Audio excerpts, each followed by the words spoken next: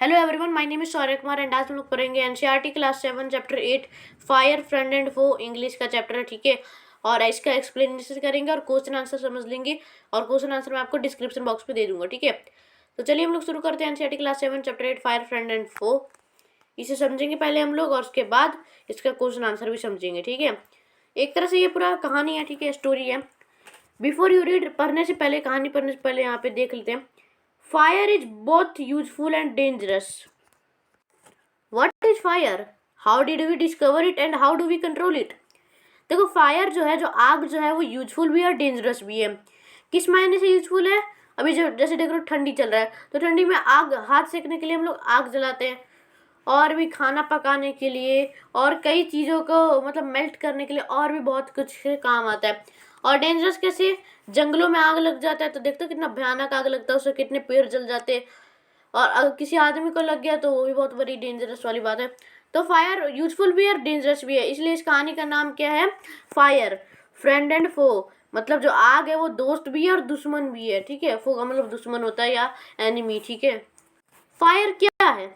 How did we discover it, हम लोग ने इसे कैसे डिस्कवर किया और ये इसे हम लोग कैसे कंट्रोल कर सकते हैं। ठीक है, तो चलो पढ़ते हैं इसे पूरा। Early man didn't know what fire was. पहले के लोग जो होते थे उन्हें नहीं पता था कि फायर क्या होता है, आग क्या होता है। But he must have seen the damage it could cause. लेकिन वो देखे थे और जानते थे कि उसका जो नुकसान है वो कैसा रहता था। He must have watched the lightning and volcanoes long before he begin to use fire himself. उन्होंने बिजली गिरते हुए और वोल्केनोज को मतलब फटते हुए देखा था, जब वो आग पहले नहीं जलाते थे, देखते थे तब। Fire was powerful and dangerous and he was frightened. आग जो है वो बहुत ज़्यादा पावरफुल हो जाता था और डेंजरस हो जाता था, जिससे वो लोग डर जाते थे। ठीक है, आगे बढ़ते हैं। Fire may have puzzled early man but we now know that the fire is the result of a chemical reaction.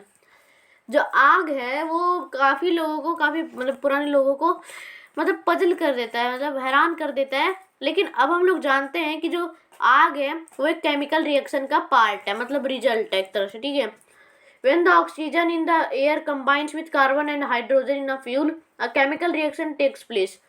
जब जो ऑक्सीजन हवा से मिलता है, हाँ मतलब जो जो ऑक्सीजन होता है हवा वाला, वो जब कार्बन और हाइड्रोजन से फ्यूल में मिलता है तो एक केमिकल रिएक्शन बनता है वहीं पर। Energy in the form of heat and light is release in this process. और जो एनर्जी है वो इस फॉर्म में हीट और लाइट के फॉर्म में रिलीज होता है इस प्रोसेस से। ठीक है, this is what we call fire, इसे हम लोग आगे बोलते हैं।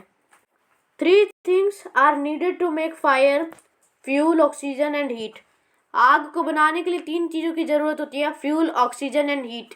फ्यूल, ऑक्सीजन एंड हीट फिर से बता देता हूँ आपको। ठीक है, आगे जाके ये काम आएगा। Wood, coal, cooking of gas and petrol are some examples of fuel. लकड़ी, कोयला, कुकिंग गैस जो एलपीजी गैस होता है, और पेट्रोल, ये कुछ एग्जाम्पल्स है फ्यूल के। Oxygen comes from the air, oxygen हवा से आता है। That is why when you know blow on a smouldering paper it often burst into flame. Smouldering का मतलब होता है बर्निंग स्लोली विदाउट फ्लेम, मतलब जो कोई चीज जो कि बिना फ्लेम के धीरे धीरे जल रहा हो। ठीक है, आगे बढ़ते हैं। The third thing needed to make fire is heat. आग को बनाने के लिए तीसरा जो चीज़ है वो होता है हीट। तीसरी चीज़ की जो जरूरत होती है वो हीट है। Fuel and oxygen do not make fire by themselves. Fuel और ऑक्सीजन जो है वो खुद से आग नहीं बना सकते। और एल द न्यूज़पेपर और a stick lying in the open would catch fire on its own.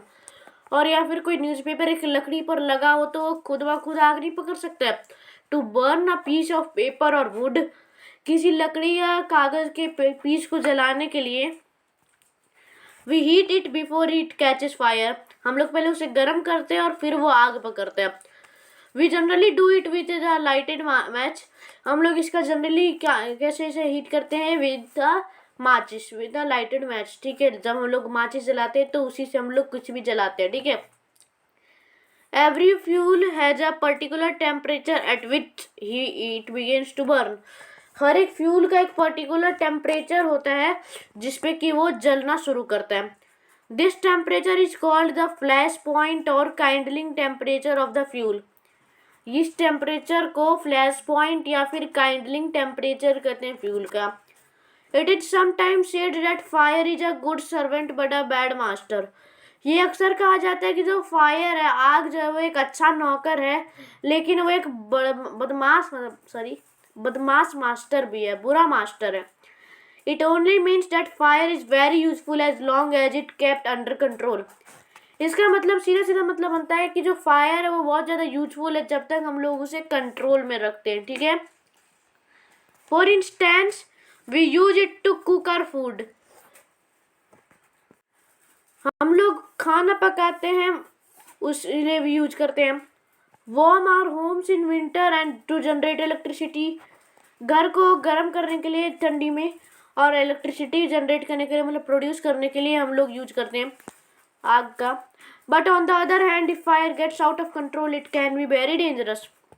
लेकिन दूसरे तरीके से देखा जाए तो अगर आग आउट ऑफ कंट्रोल हो जाता है तो वो बहुत डेंजरस हो जाता है हैंडल करना। Each year thousands of homes and shops are damaged by fire. हर साल हजारों घर और दुकानें जो हैं वो आग के चपेट में आ जाती है और डैमेज हो जाती है। Vast areas of forest are also destroyed and hundreds of people are killed or injured. जो जंगलों का एरिया होता है वहाँ वो भी बहुत डिस्ट्रॉय हो जाता है, सैकड़ों लोग मर जाते हैं और इंजर्ड हो जाते हैं। Just as three thing are needed to start a fire, there are three main ways in which a fire can be put out. जैसे तीन तरीके होते हैं आग को जलाने के लिए, वैसे ही तीन तरीके होते हैं आग को जलाने के लिए, ठीक है। चीज़ें और तरीके अलग अलग चीज़ होता है, ठीक है। In each one of the three things needed for burning is taken away. हर एक तरीके में तीनों चीज़ों की ज़रूरत पड़ती है आग जलाने के लिए, ठीक है। अगला पेज पर चलते हैं। For example we can take away the fuel. If the fire has no fuel to feed on, no burning can take place. We often let a fire die out simply by not adding more fuel to it. For example अगर हम लोग fuel निकाल लेते हैं fire से तो वो जल ही नहीं सकता है। If the fire has no fuel to feed on, अगर फायर के अंदर फ्यूल ही नहीं है और डालने के लिए तो कोई बर्निंग ही वहाँ पर नहीं होगी। हम लोग किसी आग को ख़त्म कैसे कर सकते हैं? By simply not adding more fuel to it. उसमें ज़्यादा और फ्यूल डाले ही ना तो वो जो आग है वो कुछ देरी में मर जाएगा, मतलब ख़त्म हो जाएगा। डाई का मतलब मरना नहीं है, ख़त्म होना है, ठीक है। आगे बढ़ते हैं। The second way of putting out a fire is to prevent oxygen from reaching it. दूसरा तरीका जो है वो आग को से मतलब आग को पकड़ने से किसी चीज़ को, तो उसका एक तरीका है कि आप उस पर ऑक्सीजन जाने ही ना दे, उसे आप ऑक्सीजन से बचाए उस आग को। तो no supply of oxygen means no fire, मतलब कोई ऑक्सीजन का जो सप्लाई नहीं होगा तो फिर फायर भी कोई मतलब नहीं हो बनेगा। A small fires can be put out or smothered with a damp blanket और अ सैक। छोटी आगे जो है वो स्मूदर्ड होती है, मतलब स्मूदर्ड का मतलब क्या होता है, यहाँ पे लिखा हुआ है suffocated from lack of fire air. मतलब किसी चीज़ का सफोकेट होना मतलब एयर की कमी होना, तो सफोकेट उसका मतलब होता है। जैसे कार का शीशा पूरा बंद कर दोगे तो थोड़ी देर में ऑक्सीजन की दिक्कत होने लगेगी। हाँ वो बात अलग है कि अब कारों में ऑक्सीजन का एक ऐसा मतलब स्पेस है जहाँ से ऑक्सीजन आ जाता है, तुम पूरा विंडो बंद कर लो, सब बंद कर लो तो भी हवा आ ही जाएगा, ठीक है। आगे बढ़ते हैं। तो विथ अ डैम्प ब्लैंकेट और अ सैक, तो जो ब्लैंकेट्स होते हैं, कंबल होते हैं, बोरी जो होता है, उससे हम लोग आगों को, छोटी आगों को मतलब रोक सकते हैं, एयर की कमी कर दे करके उसे रोक सकते हैं। This stops oxygen reaching the burning material. ये ऑक्सीजन को बर्निंग मटेरियल तक रोकता है जाने से। Sometimes carbon dioxide is use to extinguish fire. अक्सर जो कार्बन डाइऑक्साइड है वो आग को बुझाने के लिए हम लोग यूज करते हैं। It does not allow oxygen to reach the burning material. वो ऑक्सीजन को बर्निंग मटेरियल तक पहुंचने से रोकता है, ठीक है। आगे बढ़ते हैं। एक्सटिंग्विश का मतलब होता है put out, okay. The third way of putting out a fire is to remove the heat. तीसरा तरीका जो कि आग को रोकने के लिए होता है हीट को, वो होता है कि हीट को ही हम लोग उस पर जाने न दें, हीट ही हटा लें उसमें से। If the temperature can be brought down below the flash point the fuel stops burning. अगर उस चीज़ का टेम्परेचर फ्लैश पॉइंट से मतलब उसका जो बर्निंग टेम्परेचर होता है उससे कम हो जाता है तो जो फ्यूल है वो जलना रुक सकता है। You blow on a burning matchstick or a candle to put it out. आप एक जलती हुई माचिस या कैंडल से उसे जलाते हैं, ठीक है. In doing so you remove the hot air around the flame, bringing down its temperature below the flash point. इसी तरीके से आपको वहाँ की गर्म हवा को भी रोकना होगा उस आग तक पहुँचने पर. जो फ्लैश पॉइंट है उसका टेम्परेचर आपको गिराना पड़ेगा और जो कैंडल है वो बुझ जाएगा. Sometimes water is spread on a fire. अक्सर कभी कभी आपने देखा होगा कि जो पानी है वो आग पे स्प्रे किया जाता है. It absorbs heat from the burning fuel and lowers the temperature. वो जो जल रहा होता है फ्यूल उसका हीट एब्जॉर्ब कर लेता है और जो टेम्परेचर जो है उसे कम कर देता है. The blanket of water also cuts off the supply of oxygen and the fire is extinguished. जो वाटर ब्लैंकेट ऑफ जो पानी की परत होती है वो ऑक्सीजन का जो सप्लाई है उसे रोक सकती है और जो फायर है वो बुझ जाएगा. Some fires can not be put out with the water. कुछ आग जो होती है वो पानी से नहीं बुझ पाती है, ठीक है. If water is spread into a oil fire, the oil will float to the top of the water and continue to burn. अगर हम लोग पानी किसी तेल वाले आग पर स्प्रे करते हैं तो जो ऑयल है वो फ्लोट करता है, तैरता है पानी के ऊपर. आपने साइंस के बुक में पढ़ा होगा, नहीं पढ़ा होगा मुझे पता है, मैं ही पढ़ाता हूँ तो. लेकिन मैं आपको बता देता हूँ कि जो तेल होता है वो पानी के ऊपर तैरता है. तेल का जो डेंसिटी होता है वो पानी से ज़्यादा कम होता है, इसलिए उसके ऊपर तैरता है, ठीक है, ज़्यादा नहीं कम होता है. और आगे बढ़ते हैं. जो ऑयल है वो फ्लोट करने लग जाता है, तैरने लग जाता है पानी के ऊपर और फिर जलना शुरू ही कर देता है. मतलब बुझता तो नहीं है, जलते ही रह जाता है. This can be very dangerous because water can flow quickly. ये बहुत नुकसानदायक हो सकता है, मतलब खराब चीज़ हो सकता है, क्योंकि जो पानी है वो फ्लो करता है तुरंत तुरंत, ठीक है. मतलब यहाँ से वहाँ कब चल जाएगा आपको पता नहीं चलेगा. इससे जो आग है वो और बढ़ जाएगा, बर्निंग ऑयल जो है वो और यहाँ वहाँ फैल जाएगा और आग बढ़ जाएगा. Water should also not be use on fire caused by electric applicants. जो पानी है वो जब जो बिजली से आग निकलती है, जो बिजली वाली आग होती है उसमें भी पानी नहीं छिड़का जाता है. The person spraying water might receive an electric shock and can be killed.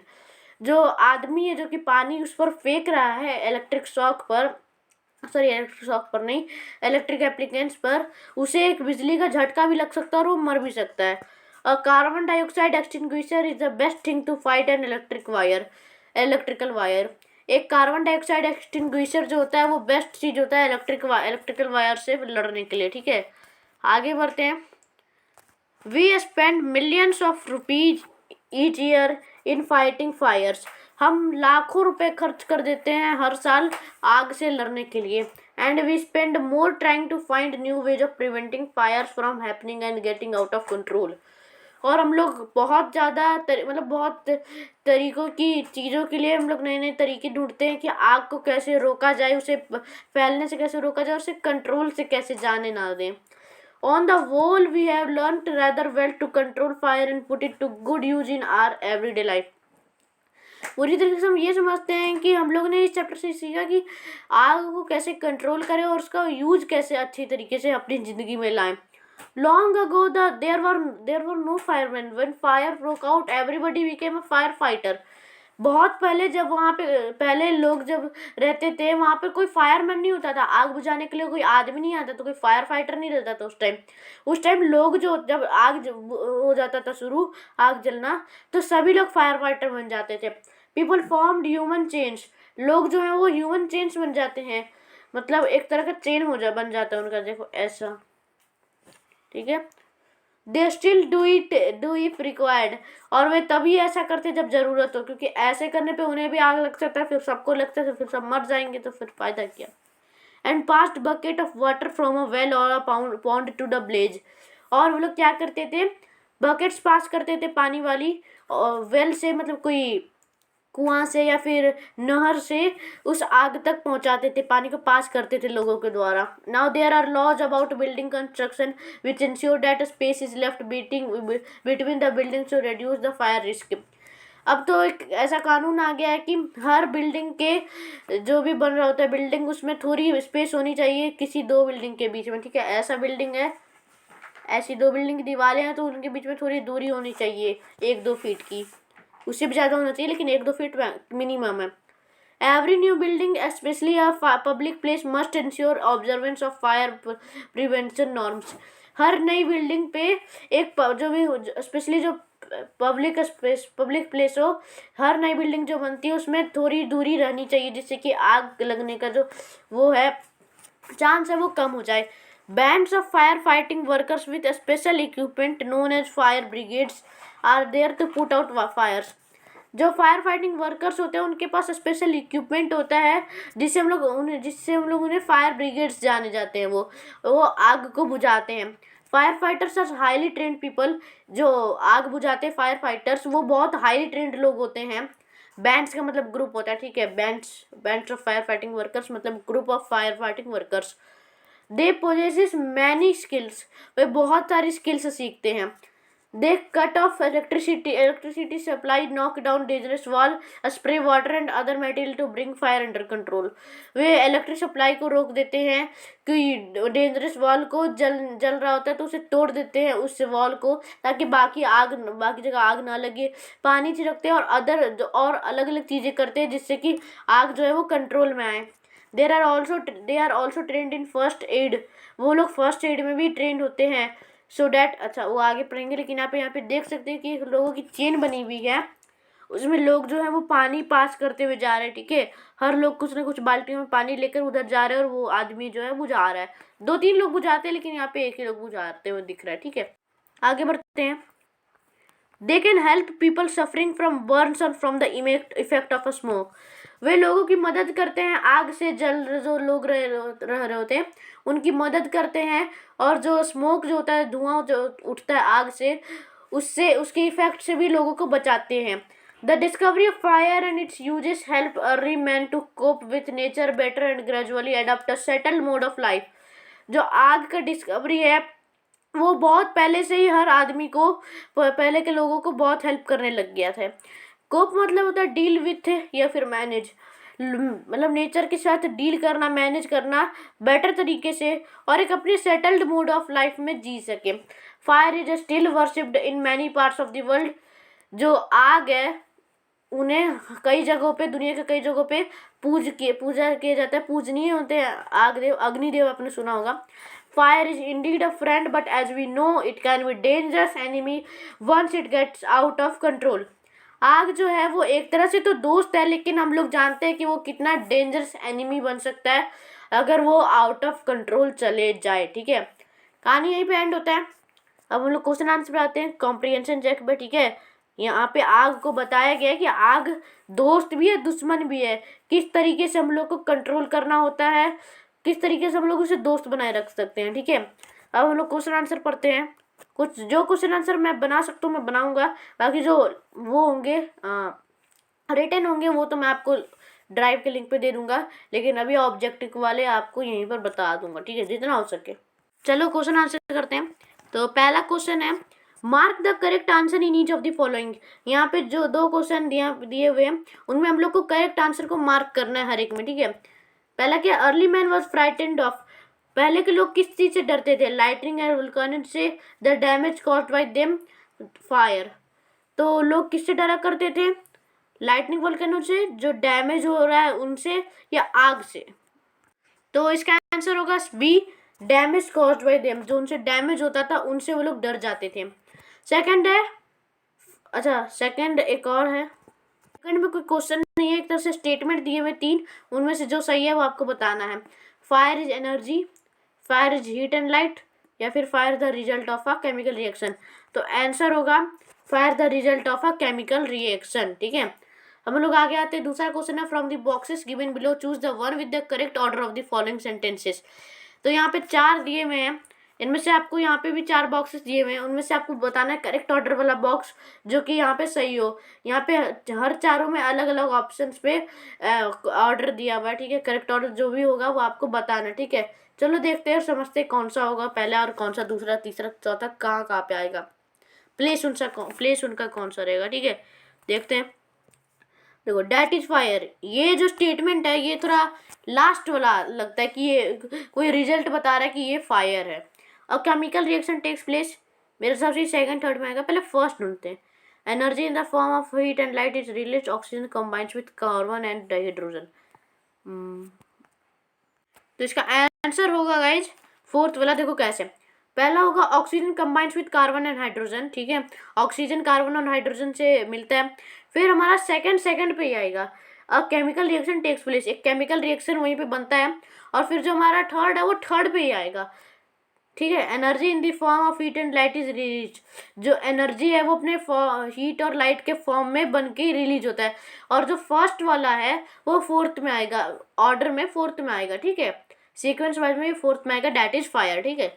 आगे बढ़ते हैं, तो वर्किंग विद द टेक्स्ट पढ़ेंगे यहाँ पे, ठीक है।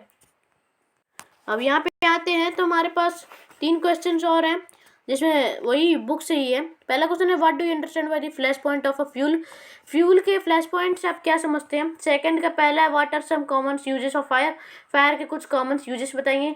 सेकंड है in what sense is it a bad master, second question है कि किस सेंस से ये बैड मास्टर है फायर। थर्ड है हमारे को यहाँ पे कॉलम मैच करना, ठीक है, इसमें थोड़ा टाइम लग जाएगा और मैं ज़्यादा बड़ा वीडियो बनाना नहीं चाहता हूँ, ठीक है, क्योंकि क्वेश्चन समझाते समझाते ज़्यादा बड़ा हो जाएगा, मुझे समझाना भी है। मैं आपको आंसर सारा दे दूंगा, डिस्कस करने लायक अभी इतना टाइम नहीं है। What are the 3 main ways in which a fire can be control or put out, 3 main तरीके बताइए जैसे कि आग को कंट्रोल किया जा सकता है और रोका जा सकता है, ठीक है। और फिफ्थ क्वेश्चन है, मैं यहाँ पे हमारे को बॉक्स ए को बॉक्स बी से मिलाना है, लेकिन सही सही आइटम को, ठीक है, सही सही आइटम को सही सही तरीकों से मिलाना है। क्वेश्चन नंबर 6 है why does a burning candle go out when you blow on it, क्यों एक बर्निंग कैंडल जो है जब आप उसमें फूकते हैं तो वो बुझ जाता है। क्वेश्चन नंबर 7 है spraying water is not a good way of putting out an oil fire or an electric wire, why not. तो आग के ऊपर मतलब ऑयल वायर मतलब जो तेल वाले आग होते हैं, तेल की आग और इलेक्ट्रिक फायर पे पानी छिड़कना क्यों अच्छा नहीं होता है। और 8th क्वेश्चन है what are some of the things you should to prevent a fire at home and in the school, कुछ चीज़ें बताइए जिससे कि आप घर में और स्कूल में आग रोकने से बचा सके, ठीक है, आग फैलने से बचा सकें। अब यहाँ पे वर्किंग विथ लैंग्वेजेस में आपको सिंपल प्रेजेंट टेंस का कुछ क्वेश्चन बनाना है, यहाँ पे सेंटेंस दिया हुआ है और उसी में आपको सिंपल प्रेजेंट टेंस के कुछ क्वेश्चन निकालने और बनाने हैं, ठीक है। यहाँ पे फिल इन द ब्लैंक्स है जिसमें आपको बताना है कि कौन सा कहाँ पे लगेगा, सब में अलग अलग लगेगा और इन्हीं चारों में से लगेगा, कार्बन कॉज फायर स्मोदर, ठीक है। आगे बढ़ते हैं, क्वेश्चन नंबर 3 है, यहाँ पे एक वर्ड जो है वो इटैलिक्स है हर सेंटेंस में और आपको उसका अपोजिट लिखना है, ठीक है, इन फिल इन द ब्लैंक्स में से, ओके। तो ये थोड़ा मतलब लगता है कि अच्छा क्वेश्चन है, ये बना सकते हैं, मुझे अच्छा लग रहा है, चलो इसे डिस्कस कर ही लेते हैं, मेरा मन हो रहा है। यहाँ पे अपोजिट बनाना है ना, ठीक है, तो पहला वाला में आप देख सकते हैं कि ओपन जो है वो इटैलिक लिखा हुआ है, ठीक है, तो ओपन का अपोजिट क्या होगा इन पांचों में से, स्पेंडिंग, सट, डिस्ट्रॉय, सब्ट्रैक्ट और इंक्रीज। तो मेरे हिसाब से तो लगता है सट होगा, तो यहाँ पे पहले वाले में आएगा सट, ओके, मैं यहाँ पे लिख देता हूँ सेकेंड, मतलब सॉरी फर्स्ट, मैं पीछे करता हूँ, तो यहाँ पे लिख देते हैं फर्स्ट। आगे बढ़ते हैं, सेकेंड है पुपिल, पुपिल मतलब किसी बच्चे को बोलते हैं पुपिल, ठीक है। What mark did I get in yesterday math test, तो एक लड़का पूछता है कि मेरे मैथ के टेस्ट में कल के मैथ टेस्ट में मेरा कितना मार्क आया। टीचर बोलते हैं you got what you get when you add 5 and 5 and dash 10 from the total. तो यहाँ पे लिखेंगे, यहाँ पे समझते हैं, आप तुमको जब आप तुम 5 और डैश यहाँ पे लिखा हुआ है वो करते हो तब आप उतना ही आपको टोटल मार्क्स मिला है, ठीक है। तो यहाँ पे इटैलिक में क्या लिखा हुआ है ऐड, तो ऐड का अपोजिट क्या होगा सब्ट्रैक्ट, तो यहाँ पे होगा ये सेकंड होगा सब्ट्रैक्ट। अब थर्ड में आते हैं run 4 kilometres a day to preserve your health, run a lot more to dash it. हर दिन 4 किलोमीटर दौड़ना आपकी हेल्थ के लिए अच्छा होता है, run a lot more to, और उससे भी ज़्यादा दौड़ना थोड़ा नुकसानदायक हो सकता है। तो प्रिजर्व का अपोजिट क्या होगा हमारा, क्या होगा सोचो, स्पेंडिंग, डिस्ट्रॉय या फिर इंक्रीज, तो यहाँ पे होगा हमारा थर्ड इंक्रीज, ओके।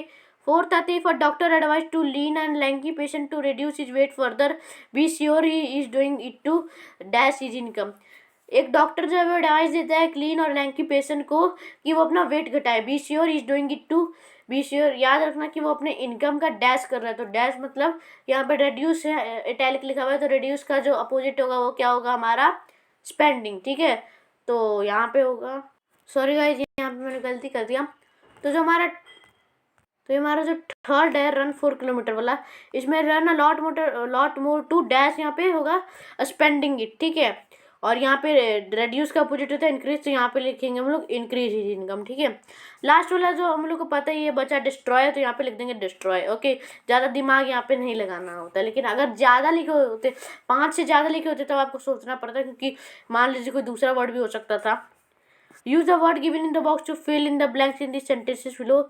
यहाँ पे आपको सेंटेंसेस में बॉक्स में सेंटेंसेस में भरना है, जो कि यहाँ पे बॉक्स में दिए हुए वर्ड, उनमें से फिल इन द ब्लैंक्स एक टाइप से। आगे बढ़ते तो स्पीकिंग राइटिंग है, इसमें ज़्यादा कुछ मेजर कुछ करने के लिए नहीं है, आपको बस ये समझने के लिए होता है, ठीक है। तो चलिए इस वीडियो को एंड करते हैं, क्योंकि आज मैंने आपको NCERT class 7 chapter 8 fire friend and foe English का पूरा एक्सप्लेनेशन क्वेश्चन आंसर कर दिया है। और अगली वीडियो में हम लोग इसका चैप्टर 9 या चैप्टर 7 करेंगे, ओके। तो चलिए इस वीडियो को एंड करते हैं। इस वीडियो को लाइक कर दीजिएगा, लाइक में 10 लाइक में जल्दी पूरा करा दीजिएगा, और इस वीडियो को शेयर भी कर दीजिए हर जगह फिलहाल मेरे वीडियो को, और मेरे चैनल को सब्सक्राइब कर दीजिए, जिससे कि लेटेस्ट वीडियो का नोटिफिकेशन आपके नोटिफिकेशन सेक्शन में आ जाए, और बेल आइकन दबा दीजिए जिससे कि टाइम पे वीडियो नोटिफिकेशन आपके नोटिफिकेशन सेक्शन में आ जाए। और अभी मेरे 200 सब्सक्राइबर्स हुए थे, 201 हो गए थे, लेकिन अभी पता नहीं कैसे 2 सब्सक्राइबर घट गए और 199 हो गया, मतलब थोड़ा सा मैं वो हो गया। 200 के लिए मैं पूरा सेलिब्रेट करने वाला था, लेकिन अब 199 हो गया। 200 जब होगा तो मैं कम्युनिटी पोस्ट में आप लोग को थैंक यू कह दूंगा, ठीक है, कॉन्ग्रेचुलेट कर दूंगा। तो वीडियो को एंड करते हैं। जय हिंद, जय भारत, बाय।